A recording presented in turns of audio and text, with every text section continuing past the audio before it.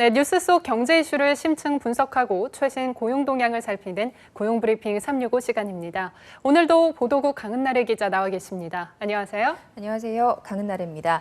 먼저 핫한 경제 소식을 되짚어보는 코너 오늘의 뉴스픽부터 전해드리겠습니다. 카풀 문제 해결을 위한 사회적 대타협 기구가 마련됐지만 3달이 넘게 가시적인 진전이 없는 상황입니다. 오히려 갈등만 증폭되고 있는데요. 출구가 보이지 않는 택시업계와 승차 공유 업계의 갈등, 그 원인을 살펴봅니다. 네, 사실 지난 3월에 택시와 카카오 간의 사회적 대타협 기구가 출범했을 때는 이 꼬인 실타래가 조금 풀릴 거라고 생각을 했어요. 하지만 아직까지도 뚜렷한 결론이 나오고 있지 않고 있죠. 네, 그렇습니다. 택시와 승차 공유 업계 상생을 위해서 출범한 사회적 대타협 기구가 출범한 게 지난 3월이었는데요. 당시 정부와 관련 업계는 택시 월급제 도입, 또 혁신형 플랫폼 택시 운영, 출퇴근 시간 카풀 서비스 허용 등을 골자로 한 합의안에 함께 서명하면서 상생을 약속했습니다.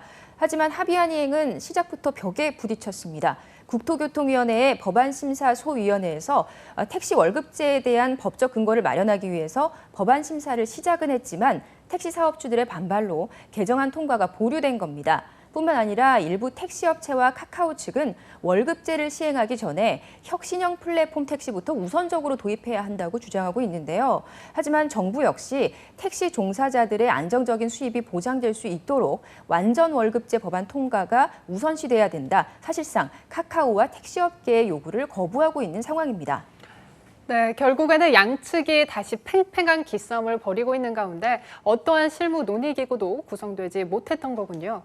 게다가 문제는 또 다른 승차 공유 서비스 업계와의 갈등도 지금 증폭되고 있는 상황이잖아요. 네, 그렇습니다. 가장 대표적인 예가 승합차 공유 서비스 업체인 타다와의 갈등인데요. 지난 10월 첫 선을 보인 타다는 앱을 통해서 차를 빌리면 승합차와 기사가 함께 제공되는 방식입니다. 운수사업법 시행령 제18조 제6조에 11인 이상 15인승 이하의 승합차를 빌려주는 경우에는 기사 알선이 가능하다. 이런 조항을 근거로 사업을 시작한 건데요. 이 때문에 타다는 딱 11인승 승합차에 맞춰서 기사를 제공하고 있습니다.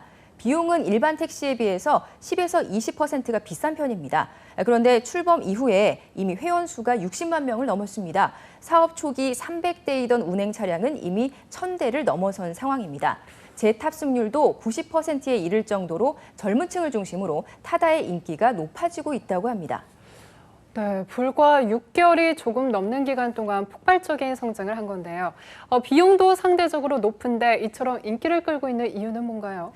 네, 승차 거부 없고 친절한 서비스, 이것이 가장 큰 이유입니다. 타다는 서비스를 이용해도 승객들에게 운전자가 불필요한 말을 걸거나 불친절한 행위를 할 수 없도록 매뉴얼을 만들어 놨는데요. 여기에 앱을 통해서 차량을 예약하기 때문에 승차 거부를 겪지 않아도 됩니다. 이 때문에 택시를 탔을 때 때때로 겪을 수 있는 불친절이 발생하지 않는다는 거죠. 그래서 조금 비싸더라도 편안하게 목적지로 이동하고 싶어하는 소비자들에게 큰 인기를 끌고 있다고 합니다. 네, 그렇군요. 이 나름의 틈새 전략을 잘 세운 것 같은데 택시업계에서는 그렇지 않은가 봐요. 그렇습니다. 택시업계에서는 이러한 타다 서비스가 불법이라며 퇴출을 요구하고 있는 상황인데요. 타다가 관광업계를 살리고자 만든 법을 자의적으로 해석해서 유사 택시 영업을 하고 있다는 겁니다.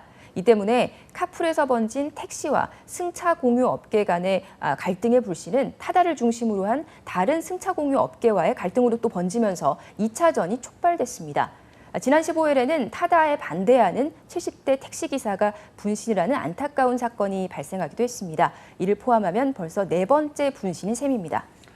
네, 더 이상 안타까운 일이 일어나지 않았으면 좋겠는데요.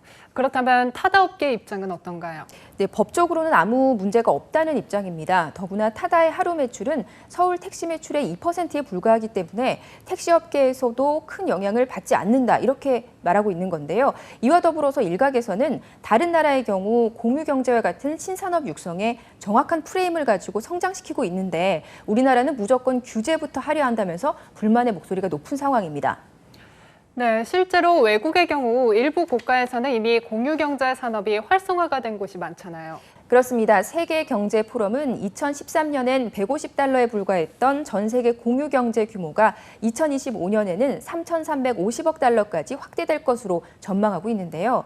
이 때문에 우리나라에서도 무조건적인 규제보다는 서둘러서 사회적인 합의안을 이끌어서 전통적인 산업과 또 신산업이 함께 상생할 수 있는 방안이 시급하다고 이야기하고 있는 겁니다.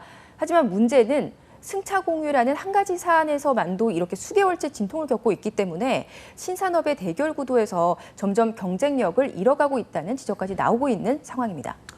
네, 약자에 대한 보호와 혁신의 걸림돌이라는 1차원적인 프레임을 떠나서 신구산업이 다 함께 상생할 수 있는 대책을 조속히 마련해야겠습니다. 다음은 유용한 경제용어만을 쏙쏙 골라 소개하는 뉴워드 시간이죠. 네, 성공하고 싶다면 네트워크, 즉 인맥 관리를 잘해야 한다는 말이 있습니다. 이와 같은 논리를 실제로 증명할 수 있다고 하는데요. 바로 스몰 월드 이론을 통해서입니다. 오늘의 뉴워드는 바로 스몰 월드 이론입니다. 스몰 월드라면 아주 작은 세계를 뜻한다는 건가요? 구체적으로 어떤 의미인가요? 네, 아마 들어보신 적이 있으실 겁니다. 스몰 월드는 6단계만 거치면 전 세계 인구의 95%가 연결된다는 이론입니다. 이 이론은 1969년 하버드의 사회심리학 교수인 스탠리 밀그램에 의해서 증명이 됐는데요.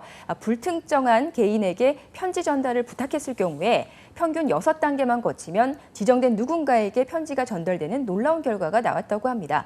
이 때문에 사람과 사람 사이의 관계는 생각보다 긴밀하고 또 상당히 직접적으로 연결돼 있다는 이론이 나오게 된 겁니다. 네, 전 세계 누군가와도 이 6단계만 거치면 통할 수 있다라는 사실이 굉장히 흥미로운데요. 그런데 당시의 실험에서만 증명됐던 게 아닐까요? 물론 그렇게 생각하시는 분도 계시겠지만 SNS의 예를 생각해 보죠. 나의 지인이 또 다른 나의 지인과 연결돼 있는 경우 누구나 한 번쯤 겪은 적이 있을 겁니다. 분명 둘 다 서로 다른 분야에서 만난 지인이기 때문에 연결고리가 전혀 없어 보일 것 같은데 말이죠.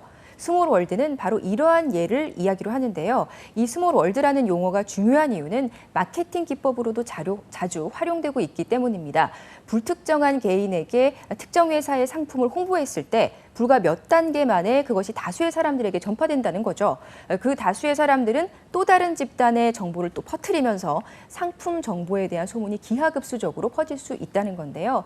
이러한 스몰 월드 이론은 특히 SNS를 자주 이용하는 사람들에게 쓰이곤 합니다. SNS는 오프라인 네트워크보다 인적 네트워크가 더 광범위하게 이어져 있기 때문입니다. 파워블로거라고 불리는 인플루언서가 주목받는 이유도 바로 이 때문입니다. 네, 스몰월드 전략을 활용해서 보다 적은 단계만으로도 효율적으로 상품을 홍보할 수 있다는 이유에서입니다.